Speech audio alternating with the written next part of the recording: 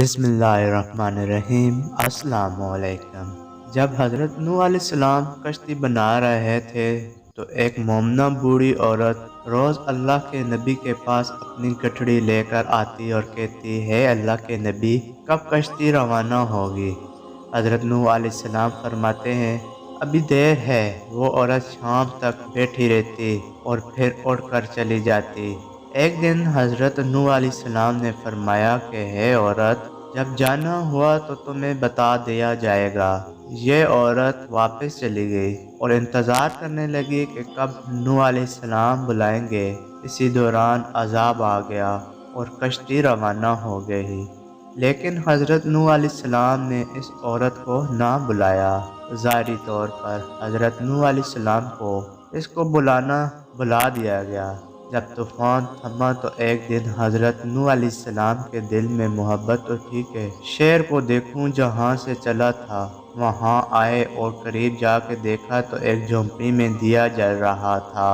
حضرت نوح علیہ السلام یہ دیکھ کر چونک گئے کہ روئے زمین پر کوئی ایسا گھر بھی ہے کہ اتنے عظیم طوفان کے بعد بھی جس میں چراغ جل رہا ہے۔ انہوں نے وہاں تکبیر بلند کی تو وہ عورت سامان لے کر آ گئی اور کہنے لگی یا نبی اللہ، کیا کشتی تیار ہے، چلے؟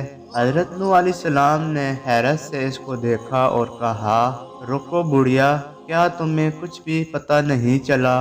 وہ کہنے لگی یا نبی اللہ، کیا نہیں پتہ چلا؟ کہا اتنا بڑا سیلاب آیا، بارش آئی، تمہیں کچھ بھی پتہ نہیں چلا؟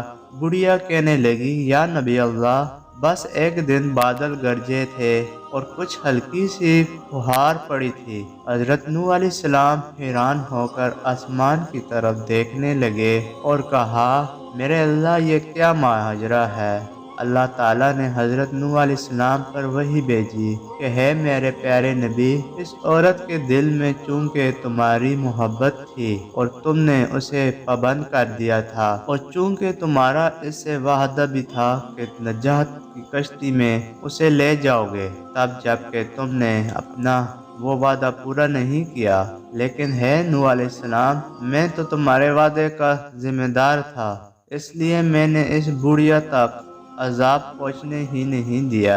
ناظرین، اگر آپ کو ویڈیو اچھی لگی ہو تو ویڈیو کو لائک کر دینا اور چینل پر پہلی بار آئے ہو تو چینل کو سبسکرائب کر دینا۔ دعاؤں میں یاد رکھنا۔ اللہ نگہبان۔